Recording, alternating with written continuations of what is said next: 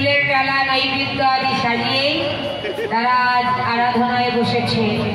এদিকে মা কাত্যায়নী তাদের আরাধনায় সন্তুষ্ট হয়ে এসে দর্শন দিলে। তাই কেমন ভাবে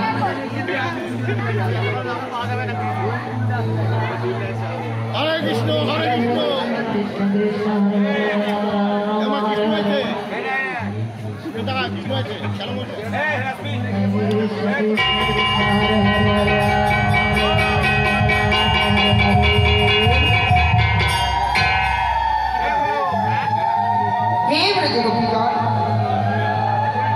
আমি তোমাদের সাধনায় সন্তুষ্ট হয়েছি। বলো বলো কি বল চাও? আজ তোমরা আমার নিকট যে বর প্রার্থনা করবে আমি তোমাদের হাসি মুখে সেই বর দান করবো। বলো ব্রজগোপীগণ, কি বর পেলে তোমরা খুশি হবে? ও গো মা কাত্যায়নী, বর যদি দেবী মা তবে এই বরে দাও।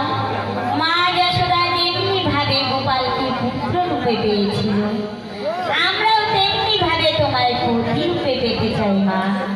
তথাস্তু ব্রজগোপীগণ, অনাদিরাদি গোবিন্দকে তোমরা আপন আপন পতি রূপে লাভ করতে পারবে। তবে আজ নয়, কবে যাবে?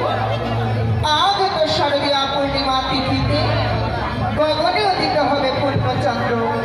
সেই মধুর যামিনীতে ভগবান শ্রীকৃষ্ণচন্দ্র তোমাদেরকে বংশীধ্বনি করে রাখবে।